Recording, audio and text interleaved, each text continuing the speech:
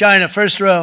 China, 67%. That's tariffs charged to the USA, including currency manipulation and trade barriers. So 67%, I think you can, for the most part, see it.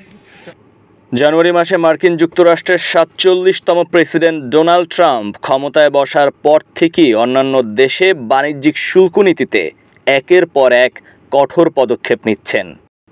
এতদিন Europe, Canada এবং মেক্সিকোর মতো দেশগুলো ট্রাম্পের শুল্কের তোপে পড়লেও এবার আঁচ লেগেছে বাংলাদেশ সহ এশিয়ার বাকি দেশগুলোর গায়ে।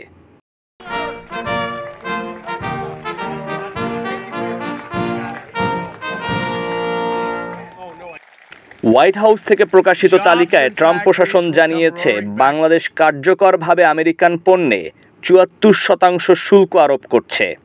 জবাবে মার্কিন বাজারে বাংলাদেশি পণ্য প্রবেশে ৩৭% পাল্টা শুল্ক আরোপ করা হবে।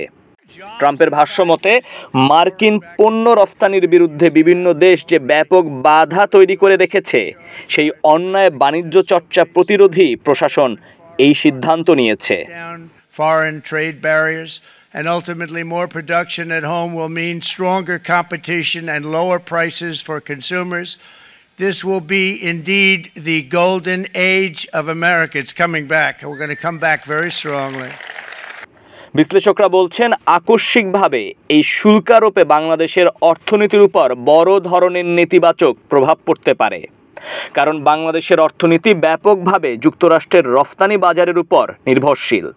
বিশেষ করে যেখানে তৈরি পোশাক খাতের সবচেয়ে বড় রফতানি গন্তব্য হচ্ছে যুক্তরাষ্ট্র, সেখানে এমন শুল্ক বাংলাদেশের জন্য গলার কাটা হয়ে দাঁড়াবে। প্রতিবেশী রাষ্ট্র ভারত, পাকিস্তানের উপরেও শুল্ক আরোপ করেছে ট্রাম্প প্রশাসন। ভারতীয় পণ্যে ২৬% এবং পাকিস্তানি পণ্যে ২৯% শুল্ক আরোপ করা হয়েছে মার্কিন সরকারের পক্ষ থেকে। গেল কয়েক দশক ধরে চলমান একপাক্ষিক এই বাণিজ্য সম্পর্ক অনেক আগেই সংশোধন করা উচিত ছিল বলে দাবি করেছে হোয়াইট হাউস।